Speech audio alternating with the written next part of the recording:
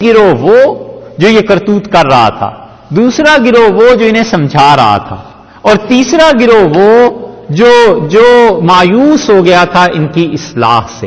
یہ تیسرے گروہ کا بیان ہے. وَإِذْ قَالَتْ أُمَّةٌ، جب وہ بولے تھے، یہ بڑے نیک لوگ لیکن مایوس ہو گئے تھے، انہیں پتا تھا کہ اب یہ قوم مر گئی ہے، اب اس میں زندگی رویدگی باقی نہیں ہے.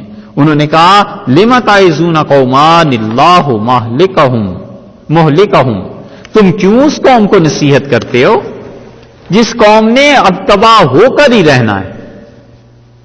یہ قوم اب تباہ ہوگی، ہلاک ہو جائے گی. او معذبہم، یا انہیں عذاب ہوگا، عذاباً شدیدا، اللہ کی طرف سے ان کو سخت عذاب ہوگا. کیوں نصیحت کرتے ہو انہیں؟ کہ اللہ چاہتا ہے کہ ان کو ہلاک کرے یا ان کو سخت عذاب کرے؟ کیا فائدہ ہے اب نصیحت کا؟ چھوڑ دو. قالو، وہ بولے جو نصیحت کرتے تھے، اور انہوں نے دو جواب دیے. انہوں نے کہا معذرتاً الی ربکم، الزام اتارنے کو تمہارے پروردگار کے سامنے، الزام ہم سے اتر جائے، خدا یہ نہ پوچھے کہ تمہارے سامنے یہ سب کچھ ہوتا رہا، تم کیوں نہیں بولے. ایک وَلَعَلَّهُمْ يَتَّقُونَ، اور دوسری بات یہ کہ شاید یہ لوگ ڈریں. بس دو باتیں ہیں. اور سچ پوچھئے تو اب اس امت کا حال یہی ہو گیا. اب تو جو بھی نصیحت کرتا ہے، جو بھی کچھ کہتا ہے نا، وہ معذرتاً الی ربکم ہے کہ اپنے رب کے ہاں الزام اتارنے کے لیے کہ اللہ یہ نہ کہے کہ تمہارے پاس ایسا موقع آیا تھا، تم نے کام کیوں نہیں کیا. وگرنہ وہ جو زندگی باقی ہوتی ہے اب نہیں رہی، اب وہ رویدگی نہیں رہی.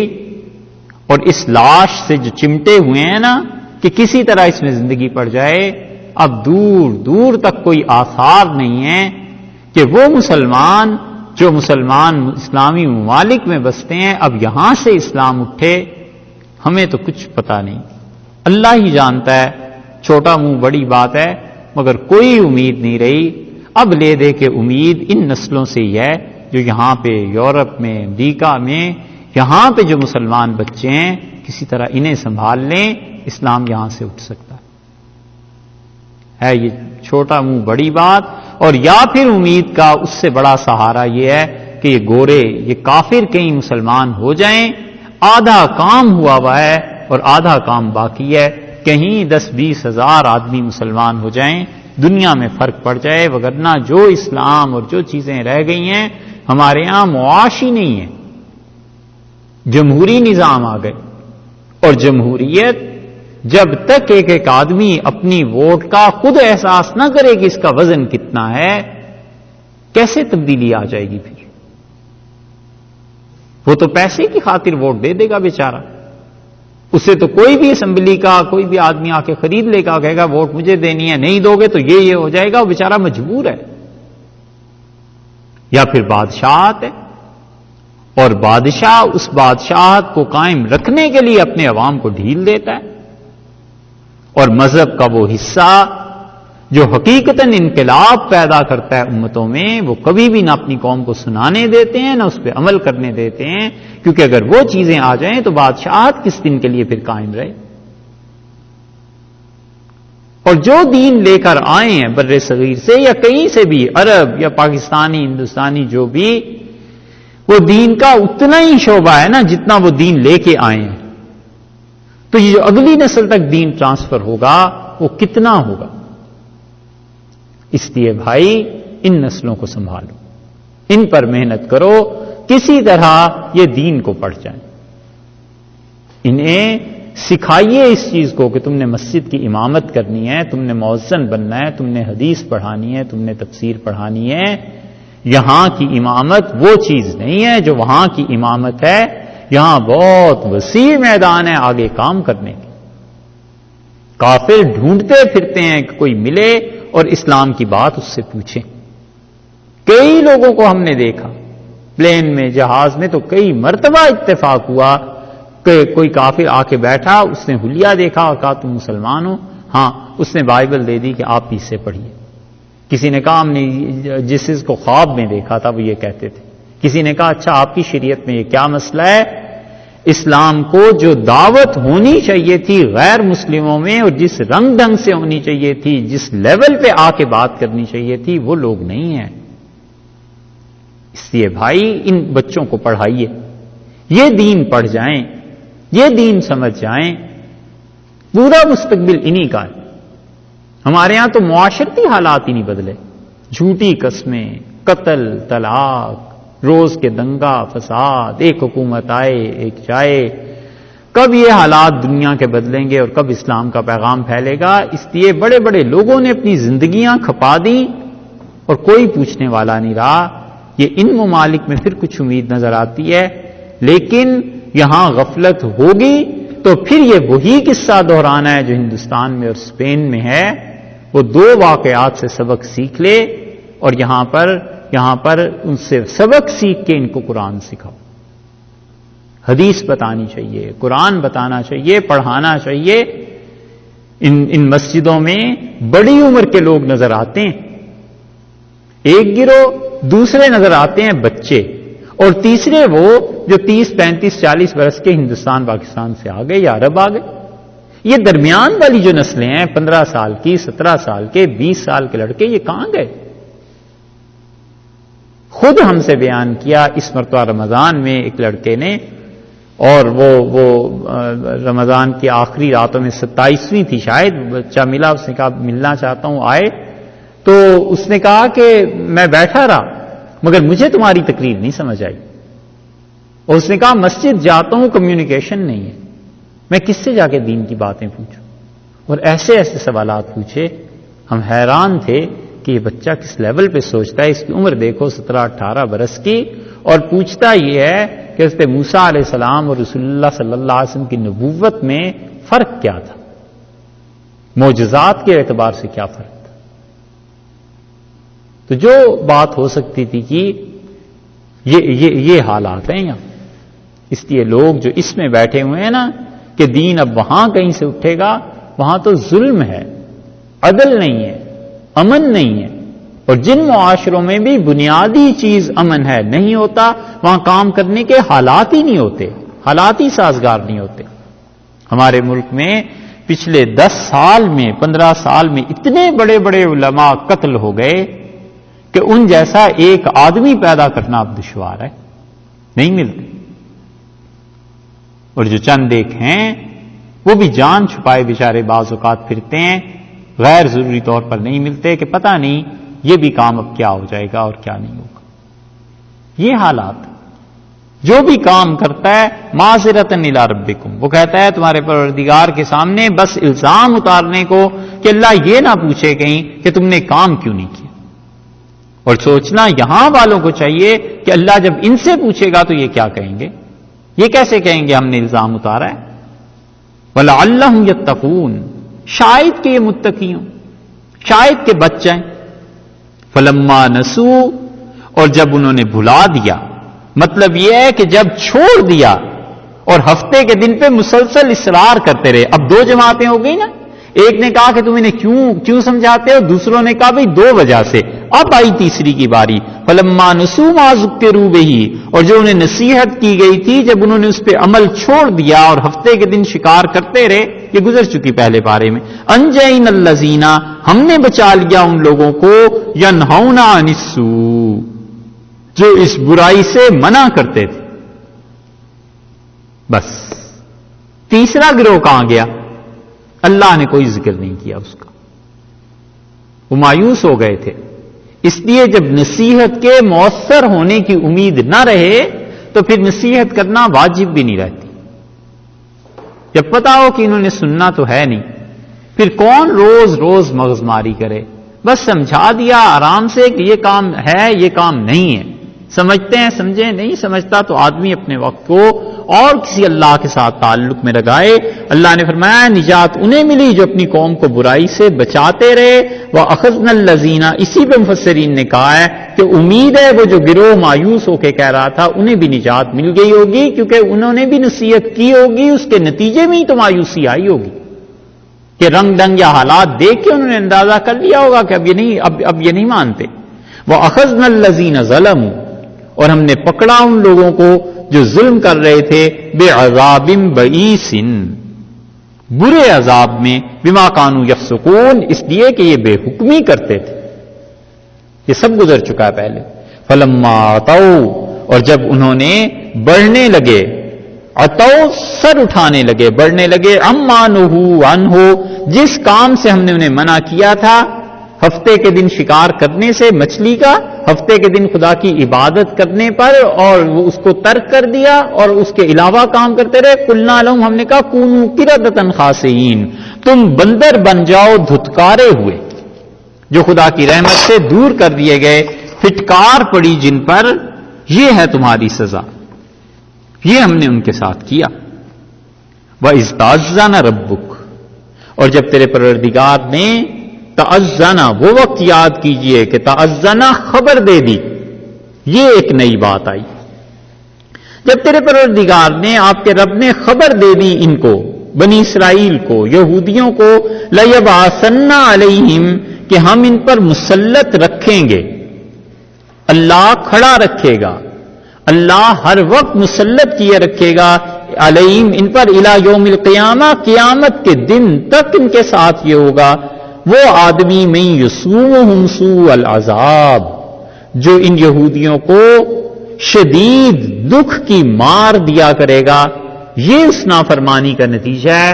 ہم کوئی نہ کوئی آدمی ان کے لیے رکھیں گے، اور یہ ہوتا رہا ہے ہر دور میں، یہاں تک کہ 1948 میں جا کر کوئی اسرائیل بنا، وگرنہ اس سے پیچھے آپ دیکھ لیں تو پوری 13 صدیاں جو بیتی ہیں، یہودیوں پہ مظالم ہوتے رہے ہیں، مارتے رہے ہیں انہیں، اور کوئی جگہ ان کی حکومت نہیں بنی. اللہ نے کہا، ہم نے کہا ان سے کہ قیامت تک ہم اس یہودی قوم کے ساتھ، یہ بنی اسرائیل کے ساتھ یہ کریں گے. اور ہم نے انہیں کہہ دیا تھا تیرے پروردگار نے کہ ان ربک لسریع العقاب، تیرا پروردگار وہ جو ہے بہت جلد سزا دیتا ہے. جب سزا کا فیصلہ کر لے تو نافذ ہوتے ہوئے کوئی وقت ہی نہیں لگتا، وہاں کوئی نظر ثانی تھوڑے ہی ہے. یہ دلیل ہے اس کی کہ کبھی کبھی ایسے گناہ ہو جاتے ہیں کہ اس کا خمیازہ صدیوں بھگتنا پڑتا ہے. حضرت عبداللہ ابن مسعود رضی اللہ عنہ کا انتقال ہوا ہے حضرت عثمان رضی اللہ عنہ کے دور میں، اور اللہ جانے انہوں نے یہ جملہ کیسے فرمایا. کسی نے جا کے حضرت عثمان رضی اللہ عنہ کے متعلق کوئی بات کی تو انہوں نے کہا عثمان کو کچھ نہ کہنا، اور وہ جو کر رہے ہیں ٹھیک کر رہے ہیں. اور پھر فرمایا ارے دیکھو اس کے بارے میں کہیں اس حد تک نہ چلے جانا کہ تم اسے قتل کر دو. اللہ کی قسم اگر اس امت نے اسے قتل کر دیا تو پھر اس جیسا آدمی انہیں دوبارہ نہیں ملے گا. کئی بار اس جملے پہ سوچتے ہیں، اب تک اندازہ نہیں ہوا کہ ابن مسعود رضی اللہ عنہ کو یا تو رسول اللہ صلی اللہ علیہ وسلم نے کچھ بتایا تھا، یہ بات کہی فرمائی کیسے. اسی لیے حضرت عثمان رضی اللہ عنہ جو خطبہ دیا ہے اپنی شہادت سے پہلے، انہوں نے کہا مجھے کس گناہ میں قتل کرنا چاہتے ہو؟ میں نے ارتداد نہیں کیا، میں قاتل نہیں ہوں کسی کا، میں نے کسی کی کوئی ایسا بدکاری کا کام نہیں کیا. فرمایا پھر 3 جرائم کے علاوہ کیا ہے جس میں کسی کی گردن اتاری جائے؟ اور اللہ کی قسم میں تمہیں بتاؤں اگر تم مجھے قتل کر دو گے نا تو قیامت تک ایک دسترخوان پہ بیٹھ کے تم لوگ کھانا نہیں کھا سکو گے، اور ایک جھنڈے کے تلے جمع ہو کے لڑ نہیں سکو گے، اور تم تمنا کرو گے کہ کاش عثمان جیسا آدمی 100 برس زندہ رہتا. مجھے کچھ نہ کہو، مجھے نہ مارنا. اور صحابہ رضی اللہ عنہ تھے، انہوں نے پہرا لگا دیا سب کچھ ان باتوں کے بعد، لیکن وہ سوچ بھی نہیں سکتے تھے کہ اتنا بڑا حادثہ پیش آ جائے گا اور کوئی ظالم اتنی بڑی بات کر لے گا. مسجد نبوی میں وہ نماز پڑھتے تھے، جو فسادی تھے، باغی تھے، سب آتے تھے. حضرت علی رضی اللہ عنہ نے کہا حضرت عثمان رضی اللہ عنہ سے کہ آپ اجازت دیں اور ہم ان کا کچھ بندوبست کریں. حضرت عثمان رضی اللہ عنہ نے کہا رسول اللہ صلی اللہ علیہ وسلم کی امت میں علی اب تک خون نہیں آیا، میں نہیں چاہتا کہ میں پہلا خلیفہ بنوں جس کے زمانے میں خون آئے، اور رسول اللہ صلی اللہ علیہ وسلم کے شہر کی عزت بہت بڑی ہے، میں نہیں چاہتا کہ یہاں پر خون ہو. اسی مدینہ منورہ کی عزت کی وجہ سے حضرت علی رضی اللہ عنہ پھر اپنا دارالحکومت، دارالخلافہ کوفہ لے گئے تھے اور کوفہ دارالخلافہ بنا لیا، کیونکہ حضرت علی رضی اللہ عنہ کو اندازہ ہو گیا تھا کہ اب حالات وہ نہیں رہے اور مدینہ منورہ کی عزت، حرمت، احترام یہ باقی رہنا چاہیے. اس لیے کچھ ناعاقبت اندیش ایسے بھی ملیں گے جنہوں نے اپنی کتابوں میں لکھا کہ حضرت علی رضی اللہ عنہ کی یہ بڑی غلطی تھی کہ وہ کوفہ چلے گئے. سوچنے کی بات ہے کہ بھئی حضرت علی رضی اللہ عنہ کے سامنے سیاسی حالات وہ زیادہ جانتے تھے یا آج 1400 سال کے بعد ہم اس کا فیصلہ کرنے بیٹھے ہیں؟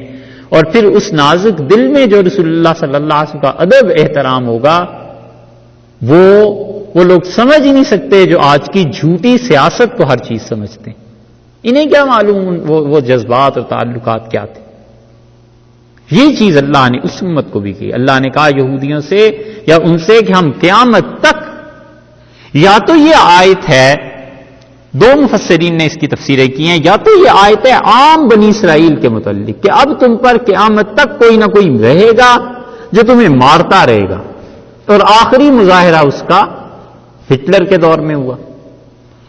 اور یا یہ تھے بنو قریظہ، نذیر اور خیبر کے یہودی جو رسول اللہ صلی اللہ علیہ وسلم کے ہم اثر تھے. ان تینوں کو کہا گیا کہ تم تینوں قبیلوں کی پٹائی ہوتی رہے گی.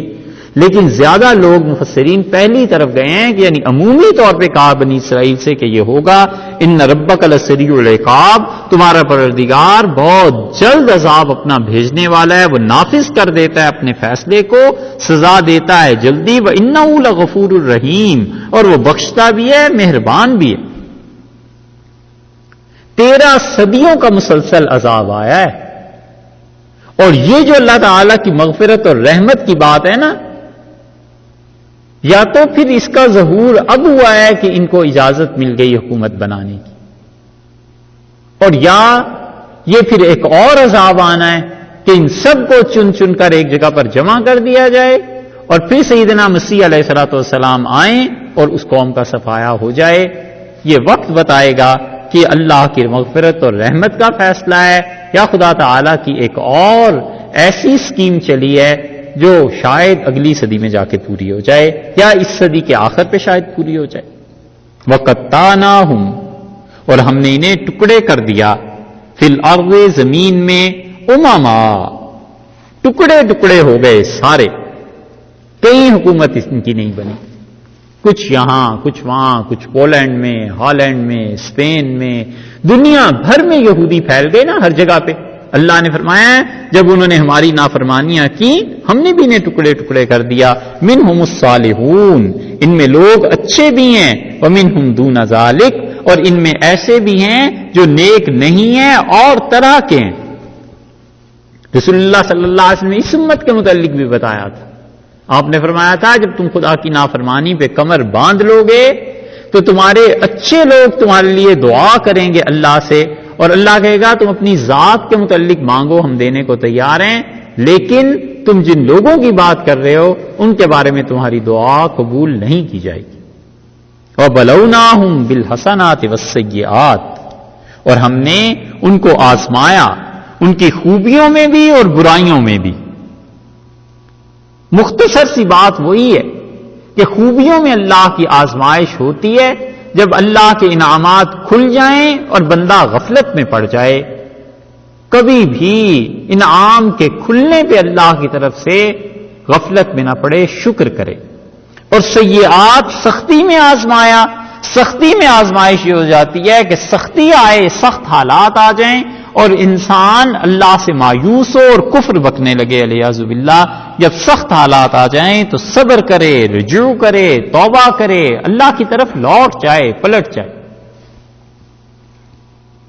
کوئی آدمی بڑا ہی تنگ آیا ہوا تھا اور اس بایزید بستامی رحمت اللہ علیہ کی خدمت میں حاضر ہوا اور کہنے لگا کہ حضرت یہ بتائیں کہ ایک تیر چلانے والا ہے، زبردست تیر انداز ہے، کوئی تیر اس کا نشانے سے خطا نہیں ہوتا، اور ساری دنیا سے پیچھے جا کے بیٹھ گیا ہے اور ساری دنیا اس کے آگے ہے، اور وہ جو تیر چلاتا ہے جس کے لیے چاہتا ہے جا کے اسے لگتا ہے، اس کے تیروں سے بچیں کیسے؟ سمجھے؟ تو بایزید رحمت اللہ نے کہا کہ اس سے بچنے کی ایک ہی جگہ ہے، اس کا کیا کہنے لگے اس کے قریب ہو جا، اتنا قریب کہ اس کے پسلیوں سے پہلو سے جا کے چمٹ جاؤ، وہ تیر چلائے گا اپنے ہی پہ چلائے گا اور کسی پہ نہیں۔ یہی ہے کہ جب آدمی کو اچھے حالات پیش آ جائیں کبھی بھی اللہ کی معصیت نہ اختیار کرے، اس بنیاد پہ، دولت کی بنیاد پہ، جوانی کی بنیاد پہ، فراغت کی بنیاد پہ، اور جب برے حالات آ جائیں تو صبر کا دامن ہاتھ سے نہ چھوڑے۔ اللہ نے کہا ہم نے ہر طرح سے آزمایا، لعلہم یرجعون، شاید کہ یہ واپس لوٹ آئیں۔ کس چیز سے؟ یا تو کفر سے واپس لوٹ آئیں، اور یا دوسری بات یہ ہے کہ یہ لوگ شاید توبہ کر لیں، دو چیزوں میں سے ایک چیز یہ کر لیں، دونوں تفسیریں اس کی گئی ہیں۔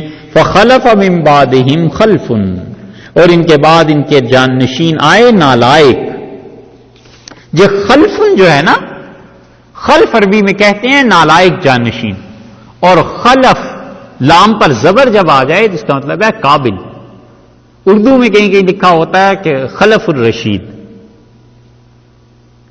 نہیں پڑھا، اشتہاروں میں کہیں کہیں ہوتا ہے، اور بعض سے پڑھتے ہیں خلف الرشید، تو خلف کا مطلب نالائق جانشین۔ اللہ تعالیٰ نے فرمایا جب ان کے جانشین نالائق آئے، ورث الکتاب، جو کتاب کے وارث ہوئے، یا خزونہ وہ لیتے تھے، عرضا دنیا کماتے تھے، ھذا الادنا اسباب کماتے تھے، ھذا الادنا اس ادنا زندگی کا، دنیا کی زندگی کے لیے مال کماتے تھے، کتاب کو بیچتے تھے۔ اور اگر آپ دیکھنا چاہیں تو اس زمانے میں سارے جو اللہ کے اچھے بندے کام کیا کرتے تھے، اکثر و بیشتر ان کے جو بعد آئے ہیں اور جو مزارات ہیں اور جو سجادے ہیں، ان کی زندگیاں دیکھو اور ان کے بڑوں کی زندگیاں دیکھو۔ اللہ نے فرمایا ان میں اچھے لوگ گزرے، لیکن جو جانشین آئے وہ اتنے نالائق تھے، جو اس کتاب کے وارث ہوئے تورات کے، یا خزون عرض ھذا الادنا، وہ اس دنیا کے اسباب اور زندگی کو لیتے تھے، اس دنیا کی زندگی کو۔ اللہ تعالیٰ نے مال کو یہاں عرض فرمایا ہے، اور عرض جو ہے وہ در حقیقت استعمال ہوتا ہے جوہر کے مقابلے میں۔ عرض وہ چیز جس کی اپنی کوئی حیثیت نہ ہو، اور عرض عربی میں کہتے ہیں بادل کو، کہ بادل جو ہے وہ آیا گیا، بادل کا کیا ہے؟ اسی طرح عرض یہ کپڑے کے جو ایک ہوتا ہے طول اور ایک ہوتا ہے اس کا عرض، اس کو بھی کہتے ہیں نا، کیونکہ وہ چھوٹی چیز ہے جو پیش کی جاتی ہے، اور اصل چیز تو اس میں لمبائی ہوتی ہے۔ تو یہاں پر اللہ تعالیٰ نے دنیا کو عرض سے جو تعبیر فرمایا، اس کا مطلب بے ثبات چیزیں ہیں، ایسی چیزیں جن کا قیام ہی نہیں، جن چیزوں نے باقی ہی نہیں بچنا، جن چیزوں نے رہنا ہی نہیں۔ اور ادنا کا لفظ ارشاد فرمایا ہے، ادنا کا جو لفظ ہے یا تو یہ دنون سے ہے، اور دنون عربی میں قربن کے معنی میں آتا ہے، یعنی جو چیز قریب ہو، اور اقرب اسی کا مؤنث، اقرب اسی سے بنا ہے، اور مؤنث اس کا دنیا ہے، یعنی جو بہت قریب چیز ہے نا، اس قریب چیز کو انہوں نے لے لیا، خدا کی کتاب بیچ دی۔ اور یا یہ لفظ بنا ہے دناعت سے، اور دناعت کا مطلب ہے ذلت، دناعت کا مطلب ہے کہ عزت کا نہ رہنا، تو یہ دنیا دنی کے پیچھے ہو گئے، اس ذلیل دنیا کو انہوں نے کمایا خدا کی کتاب بیچ بیچ کر۔ اب اس امت کا حال دیکھ لو کہ کیا ہے، اور آگے سنیے، وَيَقُولُونَ، اور دعویٰ کرتے رہے یہودی، سَيُغْفَرُ لَنَا، ہم تو بخش دیے جائیں گے، ہم کو تو معافی ہے، ہم تو فلاں بزرگ کی اولاد ہیں، ہم تو حضرت ابراہیم علیہ السلام کی اولاد ہیں، بخش دیے جائیں گے۔ کرتوت یہ اور دعوے یہ، اللہ نے اس کا 2 جگہ پہ رد، 4 جگہ اللہ نے اس کا رد فرما دیا ہے، وہ تو خیر انشاءاللہ کل پڑھیں گے، مگر اللہ نے اس کا 4 جگہ پر رد فرمایا ہے۔ اللہ تعالیٰ نے فرمایا ہے دنیا کو لیتے رہے، خدا کی کتاب کو بیچتے رہے، یہی حال ہو گیا۔ صاحب روح المعانی نے بڑی اچھی چیزیں اس پہ لکھی ہیں، وہ کہتے ہیں کہ ہمارے دور میں صاحب روح المعانی رحمت اللہ علیہ یہ کب کے ہیں، یہ جس زمانے میں انقلاب آیا تھا محمد بن عبد الوہاب اور ان کا، یہ سارے لوگ ہم اثر ہیں۔ بڑی شاندار تفسیر انہوں نے لکھی ہے۔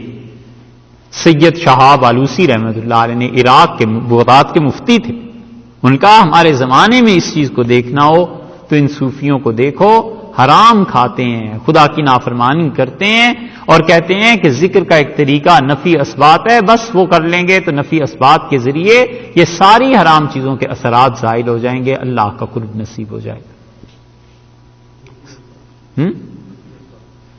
نفی اسبات یہ سلوک کے جو اذکار ہیں اس میں سے ایک ذکر۔ سیغفر لنا، کہتے ہیں ہم تو بخشے ہوئے ہیں، اور اس چیز کو عملاً اس امت میں دیکھنا ہو تو اگر اس امت کا حصہ شیعہ کو مانا جائے، یہ ان ظالموں کے ہاں بہت رہا ہے، کیا کیا کرتوت کرتے رہے ہیں، اور ہر ایک یہی کہتا تھا بس حضرت علی رضی اللہ عنہ وہ بخشے گئے، ہم حضرت علی رضی اللہ عنہ چھڑا لیں گے، اب بھی حضرت حسین رضی اللہ عنہ چھڑا لیں گے، جتنا مرضی ظلم کرتے جائیں۔ ان کے عقیدے کی کتابیں دیکھ لیجئے، ایک روایت بیان کرتے ہیں کہ جبریل امین رسول اللہ صلی اللہ علیہ وسلم کی خدمت میں حاضر ہوئے تو حضرت علی رضی اللہ عنہ آئے، تو جبریل امین اٹھ کے کھڑے ہو گئے اور کہنے لگے اللہ کے رسول، علی رضی اللہ عنہ کا اتنا بڑا مجھ پر احسان ہے کہ میں تو اس احسان کا بدلہ اتار ہی نہیں سکتا۔ تو حضرت صلی اللہ علیہ وسلم پوچھا کہ کیا احسان ہے؟ تو انہوں نے کہا اللہ تعالی نے جب مجھے اپنے دست قدرت سے پیدا فرمایا تو مجھ سے پوچھا کہ میں کون ہوں، دوسرا سوال مجھ سے پوچھا تم کون ہو، اور تیسرا پوچھا کہ تمہارا نام کیا ہے۔ تو جبریل امین کہنے لگے کہ اللہ کے رسول میں تو پریشان ہی ہو گیا، مجھے تو پتہ ہی نہیں تھا کہ اس کا جواب کیا دوں۔ تو رسول اللہ صلی اللہ علیہ وسلم سے عرض کیا کہ یہ علی رضی اللہ عنہ یہ جوان اس موقع پہ میرے پاس آ گئے اور انہوں نے کہا کہ ڈر مت، اور یہ ذاکر بیان ایسے ہی کرتے ہیں نا، اللہ معاف کرے، مجھے کہا کہ کہہ کہ تو رب جلیل اور میں عبد ذلیل اور میرا نام جبریل۔ یہ مجلسیں تو ایسے ہی بھی ہوتی ہیں کہ قافیے ردیف جوڑ جوڑ کے لوگوں کو، تو میں نے یہ جب کہا تو اللہ تعالیٰ خوش ہو گئے، تو علی رضی اللہ عنہ کا یہ مجھ پہ احسان ہے۔ تو رسول اللہ صلی اللہ علیہ وسلم نے پوچھا کہ جبریل تمہاری عمر کیا ہے؟ تو انہوں نے عرض کیا اللہ کے رسول ایک ستارہ ہے جو 30,000 سال کے بعد دنیا میں ایک مرتبہ آتا ہے، اور میں اب تک اسے 30,000 بار دیکھ چکا ہوں۔ گڑے جاؤ جھوٹ جتنے مرضی، حضرت علی رضی اللہ عنہ وہاں بھی تھے، اللہ کے ہاں بھی، اور الیاذ باللہ یہ جو تفسیر، اب کیا کیا آدمی یہ بھی تفسیر میں ایک کرنے والا کام ہے، کام تو بہت سے ہیں، یہ بھی کوئی کرے کہ یہ دیکھے قرآن کریم نے کن کن فرقوں کا رد کیا ہے اور قرآن نے کن باتوں پر ناراضگی کا اظہار اللہ نے فرمایا۔ یہ جہاں آیا نا کہ آدم علیہ الصلوۃ والسلام اور فرشتوں نے کہا ہم تسبیح کرتے ہیں اور تحمید، ان کے عقیدے کی کتابوں میں یہ باتیں مل جائیں گی کہ حضرت علی رضی اللہ عنہ نے جبریل امین اور سب کو سکھایا کہ کیسے خدا کی تسبیح کرنی ہے، کیسے حمد و ثنا کرنی ہے۔ اور یہاں تک کہ ابن بابوی نے ایک مرفوع حدیث نقل کی، ان کے نزدیک مرفوع ہے، ہم کہتے ہیں بالکل ہی جھوٹ ہے، کہ اللہ تعالیٰ نے فرمایا لولا علی، اگر علی نہ ہوتے لما خلق اللہ النبیین والملائکہ، تو اللہ نہ فرشتے پیدا کرتا نہ نبیوں کو نبوت ملتی۔ الیاذ باللہ یہی جھوٹ ہمارے ہاں آیا کہ لولا کا لما خلقت الافلاک، کہ اگر رسول اللہ صلی اللہ علیہ وسلم نہ ہوتے اللہ ان جہانوں کو ہی پیدا نہ کرتا۔ یہ جھوٹ جو ادھر بولتے ہیں، آپ کبھی ان چیزوں کو پڑھیں گے تو آپ کو اندازہ ہوگا، آپ ہمیں الزام نہ دیں، نہ ہم سے ناراض ہوں، جب آپ پڑھیں گے تو آپ کو پتا چلے گا جتنے جھوٹ اوپر تھے نا شیعت میں، وہ جھوٹ وہی ان جاہل صوفیوں نے اپنے یہاں لے لیے، وہاں سے حضرت علی رضی اللہ عنہ کا نام نکال دیا، کسی اور کا نام ڈال دیا۔ 20 جھوٹ ایسے ہی، یہ بھی ایک جھوٹ ہے کہ نبی کریم صلی اللہ علیہ وسلم کو اللہ تعالیٰ نے کہا کہ اگر آپ نہ ہوتے تو دنیا ہی پیدا نہیں کی جاتی۔ غلط بات ہے، رسول اللہ صلی اللہ علیہ وسلم سے اللہ نے نہیں کہا بھائی، اتنی سی بات ہے۔ باقی حضرت صلی اللہ علیہ وسلم کی عظمت، ان کی شان، اس میں کس کو کلام ہے؟ یہ سب شیعت میں بس بخشے جاؤ گے، محرم کا ایک دن ماتم ہو گیا، سارے سال کے گناہ معاف ہو گئے، سب کیا دھرا معاف ہو گیا۔ اور یہاں تک تعلیم دینا کہ سنیوں کا مال تمہارے لیے حلال ہے، اور ان کی عورتوں سے نکاح بھی بغیر نکاح کے بھی جائز ہیں یہ، اور ان کے مال لوٹ لو، یہ سب تمہارے لیے جائز ہیں۔ اس لیے ہم کہتے ہیں کچھ نہ کرو بھائی، اپنی اصل کتابیں پڑھ لو، بس اتنے ہی کر لو اور کچھ نہیں، ہمیں بھی چھوڑ دو۔ سنیوں کو بالکل ایک طرف کر کے تم یہی سمجھ لو علیہ باللہ یہ سب کافر ہیں۔ اللہ کے بندو اپنی کتابیں پڑھو۔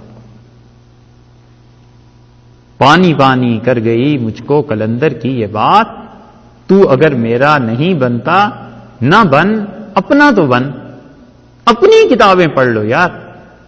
جو کچھ لکھا ہے کافی میں، اصول کافی میں، ملا یظہرہ الفقیہ میں، یہ بنیادی ان کے حدیث کی کتابیں ہیں، اسے پڑھو تو اندازہ ہو جائے گا کہ مذہب ہے یا کیا کھیل تماشے کی چیزیں ہیں کہ سیدنا علی رضی اللہ عنہ امیر المومنین رضی اللہ عنہ اتنے بڑے کہ انبیاء علیہ الصلوۃ والسلام ان کے پاؤں میں کھڑے ہیں۔ یار کوئی تک بنتی؟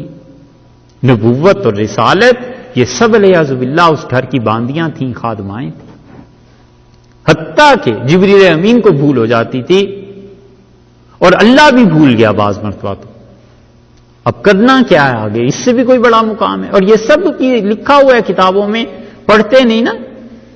اللہ تعالیٰ نے فرمایا ان یہودیوں کو دیکھو، وَيَقُولُونَ سَيُغْفَرُ لَنَا، کہتے ہیں بخشے ہوئے ہیں، وَإِن يَأْتِهِم مَّرَضٌ مِثْلُهُ، اور اگر ان کے پاس، یہ اب جو مدینہ کے یہودی ہیں، دیکھیے قرآن نے بیان کیا نا پہلوں کا قصہ کہ وہ کتاب کے وارث بنے، وہ ایسے ظالم تھے، اب ان پہ آ گئے۔ وَإِن يَأْتِهِم مَّرَضٌ، اور یہ جو اب یہودی ہیں نبی کریم صلی اللہ علیہ وسلم سے فرما رہے ہیں کہ آپ کے ہم عصر ارزن، ان کے پاس اگر دنیا آئے مثلہ، جتنے پہلوں کے پاس آئی تھی، یا خذو، تو یہ بھی لے لیں، اور یہ لوگ آپ کا انکار جو کر رہے ہیں یہ سب کرتوت کریں اور کتاب کو بیچیں تورات کو، آج بھی انہیں اگر ملے۔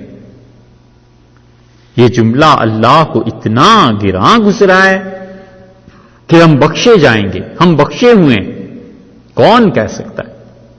پہلا رد کیا ہے، الم یؤخذ علیہم میثاق الکتاب، کیا ان یہودیوں سے کتاب میں پکا وعدہ نہیں لیا گیا تھا کہ اللہ یقولوا علی اللہ، کہ اللہ تعالی کے متعلق کچھ نہیں بولو گے الا الحق، سوائے سچائی کے؟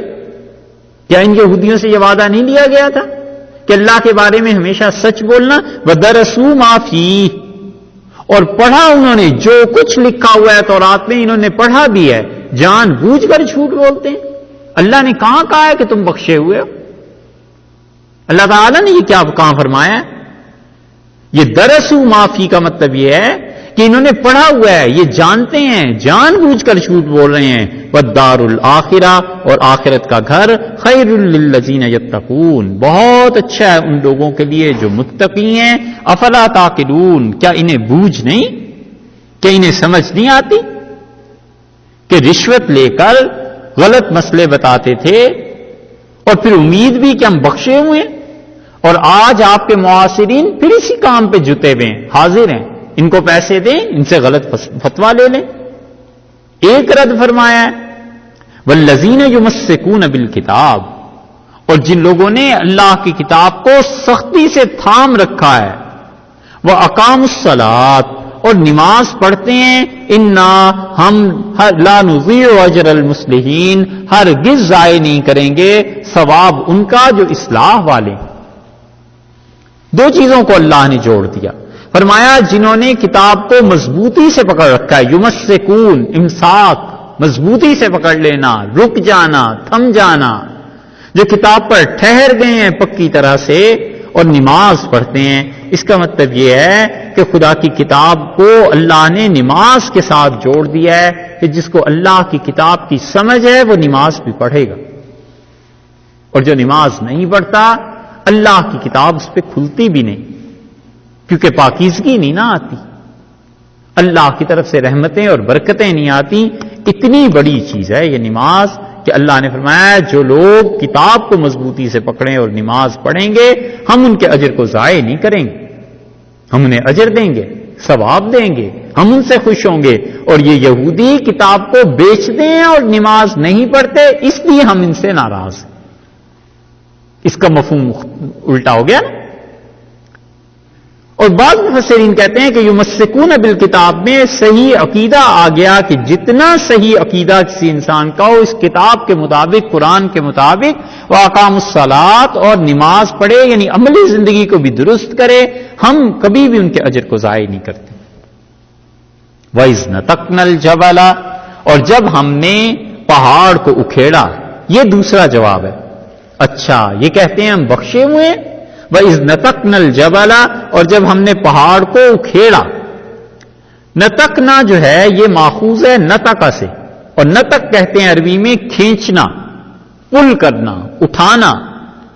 سورہ بقرہ میں یہ بات گزر چکی، وہاں تھا وَرَفَعْنَا، اور ہم نے اٹھایا. یہ لفظ تھے نا، یہاں پر فرمایا نتقنا، اور جب ہم نے کیا کیا، پہاڑ کو کھینچا، فوقہم ان کے اوپر، کأنہ جیسے کہ ذلۃ وہ سایہ ہے. ابھی گزرا ہے وَظَلَّلْنَا عَلَيْهِمُ الْغَمَامَ، تو ذل کہتے ہیں سائے کو. یہ مغلوں کے یہاں بھی استعمال ہوتا ہے، ذل ہمایونی، آپ کا سایہ یعنی ہمیشہ رہے، ذل الہی. ٹھیک، یہ ذل سائے کو کہتے ہیں، اور عرف میں سائبان کو. لیکن سائبان جو ہوتا ہے وہ دیکھیے کسی لکڑی کسی چیز کے سہارے پہ ہوتا ہے نا، تو ہی تو سایہ اس کا بنتا ہے، عمود پہ قائم ہوتا ہے. اور یہاں پر چونکہ کوئی عمود تھا ہی نہیں سرے سے، یعنی پہاڑ کسی چیز پہ ٹکا ہوا نہیں تھا، بلکہ پہاڑ کو ہی اوپر اٹھا کر لے آئے، تو اللہ نے اس لیے کأنہ ذلۃ فرمایا ہے. نزاکت دیکھو کلام کی، قرآن کی، کہ گویا کہ وہ ایسے تھا جیسے سائبان ہوتا ہے. یہ کیوں نہیں کہا کہ سائبان ہو گیا، یعنی ان کے سروں کے بالکل اوپر آ گیا، اس لیے کہ سائبان کے لیے کسی چیز کی ٹیک کی ضرورت ہوتی نا، پلر وغیرہ کوئی چیز ہوتی، پلر تو کوئی تھا نہیں، یہ تو سیدھا سیدھا پہاڑ تھا جسے اٹھا دیا ہے. اللہ نے فرمایا کأنہ ذلۃ، جیسے کہ یہ سایہ ہو گیا ہو. وظنوا، اور انہوں نے گمان کر لیا کہ انہ یہ پہاڑ واقع بہم ان کے اوپر گر جائے گا. ہم نے پہاڑ کو کھڑا کر دیا لا کے، اور ہم نے کہا تم نے اقرار کیا تھا تورات کا، مانتے ہو یا نہیں مانتے؟ ظنوا انہ واقع بہ، ڈرے کہ یہ اب گرے گا ان کے اوپر. ہم نے کہا خذوا ما آتیناکم بقوۃ، پکڑو اسے مضبوطی سے جو کچھ ہم نے تمہیں دیا ہے. واذکروا ما فیہ، اور یاد کرو جو کچھ کہ اس میں ہے، اس تورات کو یاد رکھو، جو کچھ اللہ نے کہا ہے اس پہ عمل کرو. لعلکم تتقون، تاکہ تم ڈرو. تمہارے کرتوت یہ ہیں، تم نے تورات کو یاد نہیں رکھا، حتیٰ کہ اللہ نے پہاڑ اٹھا دیا. کرتوت یہ، اور کہتے ہو ہم بخش دیے جائیں گے. یہ کیوں بخش دیے جائیں گے؟ اعمال تمہارے غلط ہیں اتنے کہ خدا کا عذاب تم پر آتے آتے رہ گیا، وگرنہ تم پیس دیے جاتے. یہ اللہ تعالی نے اس جملے کا دوسرا جواب دیا. دو جواب اور ہیں، وہ انشاءاللہ آئیں گے.